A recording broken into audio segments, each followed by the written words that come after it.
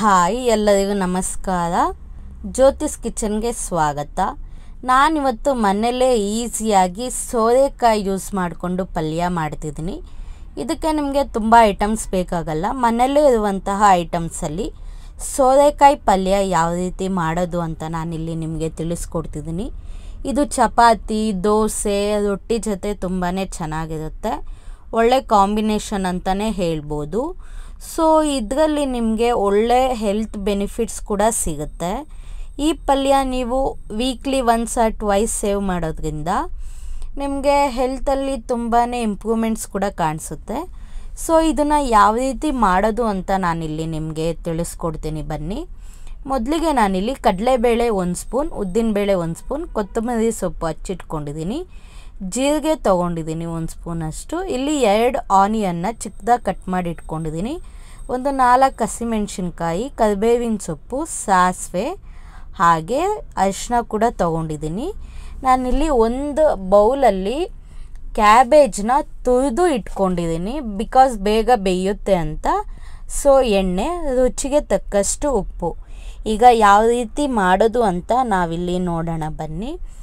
ಒಂದು ಪ್ಯಾನ್ ಬಿಸಿಗಿಟ್ಟು ನಾನು oil apply ಮಾಡ್ತಿದ್ದೀನಿ. ನಾನು ಕ್ಯಾಸ್ಟ್ ಐರನ್ದು ಪ್ಯಾನ್ ಯೂಸ್ ಮಾಡ್ತಿದ್ದೀನಿ. ಇದು ತುಂಬಾ ಚೆನ್ನಾಗಿದೆ.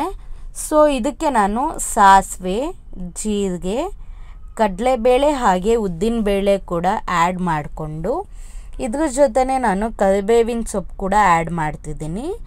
ಸೊ ಹಸಿಮೆಣಸಿನ್ಕಾಯಿ ಕೂಡ ಆ್ಯಡ್ ಮಾಡಿ ನೀವು ಮಿಕ್ಸ್ ಮಾಡ್ಕೊಳ್ಳಿ. ಸೊ ಈ ಪಲ್ಯ ತುಂಬಾ ಬೇಗ ಆಗುತ್ತೆ.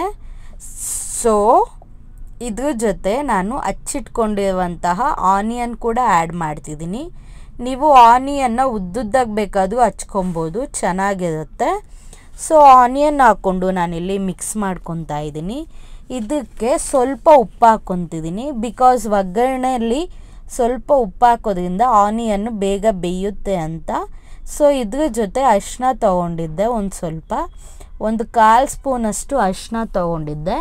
ಸೊ ಇದನ್ನು ಕೂಡ ಹಾಕ್ಕೊಂಡು ಮಿಕ್ಸ್ ಮಾಡ್ತಿದ್ದೀನಿ.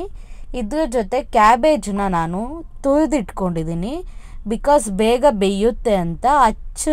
ಹಚ್ಕೊಳ್ಳಬಹುದು ನೀವು, ಚಿಕ್ಕದಾಗಿ ಹಚ್ಕೊಂಡು ಹಾಕ್ಕೊಂಡು ನೋ ಪ್ರಾಬ್ಲಮ್.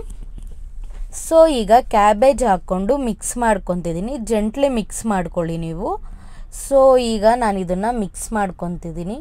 ಇದರಲ್ಲಿ ನಿಮಗೆ ಪ್ರೋಟೀನ್ ಬಂದು 0.62 ಗ್ರಾಮ್ ಇದೆ, ಫ್ಯಾಟ್ ಬಂದು 0.02 ಗ್ರಾಮ್ ಇರುತ್ತೆ, ಫೈಬರ್ ಕಂಟೆಂಟ್ ಬಂದು ನಿಮಗೆ 0.50 ಗ್ರಾಮ್ ಇದ್ದರೆ, ಕಾರ್ಬೋಹೈಡ್ರೇಟ್ ನಿಮಗೆ ಇದರಲ್ಲಿ ಜಾಸ್ತಿ ಸಿಗುತ್ತೆ 3.39 ಗ್ರಾಮ್, ಆ್ಯಂಡ್ ಎನರ್ಜಿ 14 ಕ್ಯಾಲರೀಸ್ ಇರುತ್ತೆ, ಫಾಸ್ಫರಸ್ 13 ಗ್ರಾಮ್, ಪೊಟ್ಯಾಷಿಯಮ್ 150 mg ಇರುತ್ತೆ. ಸೊ ಮೆಗ್ನೀಷಿಯಮ್, ಸೋಡಿಯಂ ಕೂಡ ಇರುತ್ತೆ. ಇದಕ್ಕೆ ನಾನು ಸ್ವಲ್ಪ ಉಪ್ಪು ಕೂಡ ಆ್ಯಡ್ ಮಾಡ್ಕೊತಿದ್ದೀನಿ. ಸೊ ನಿಮಗೆ ಕ್ಯಾಬೇಜ್ ಜ್ಯೂಸ್ ಕೂಡ ನೀವು ಕುಡಿಬೋದು, ತುಂಬಾ ಬೆನಿಫಿಷಿಯಲ್ ಅಂತ ಹೇಳ್ಬೋದು. ಸೊ ಇದನ್ನು ಲಿಡ್ನ ಕ್ಲೋಸ್ ಮಾಡಿ ನಾನಿಲ್ಲಿ ಬೇಯಿಸ್ಕೊತಾ ಇದ್ದೀನಿ. ನಿಮಗೆ 1 ಕಪ್ ಅಷ್ಟು ನೀವು ಕ್ಯಾಬೇಜ್ ಪಲ್ಯ ತೊಗೊಂಡ್ರೆ ಸಾಕಾಗುತ್ತೆ ಕ್ವಾಂಟಿಟಿ. ನೀವು ಡೈಲಿ ಬೇಸಿಸಲ್ಲಿ ಯಾವ ಕ್ವಾಂಟಿಟಿ ಮೇಲೆ ತೊಗೊತೀರಾ ಆ ಕ್ವಾಂಟಿಟಿ ಮೇಲೆ ನಿಮಗೆ ಪ್ರೋಟೀನ್ ಮತ್ತು ಫೈಬರ್ ಕಂಟೆಂಟ್ ಆ್ಯಡ್ ಆಗುತ್ತೆ. ನಿಮಗೆ ನಾರ್ಮಲ್ ಡಯಟಲ್ಲಿ 2000 ಕ್ಯಾಲರೀಸ್ ಇಂಟೇಕ್ ಇರುತ್ತೆ ಡೈಲಿ ಕನ್ಸ್ಯೂಮ್ ಮಾಡೋದ್ರಿಂದ. ನೀವು ರೇಷಿಯೋ ನೋಡಿ ಕನ್ಸ್ಯೂಮ್ ಮಾಡಿಕೊಂಡ್ರೆ ಒಳ್ಳೆಯದು. ಸೊ ಇದಕ್ಕೆ ನಾನು ಕೊತ್ತಂಬರಿ ಸೊಪ್ಪು ಕೂಡ ಆ್ಯಡ್ ಮಾಡ್ಕೊತಾ ಇದ್ದೀನಿ.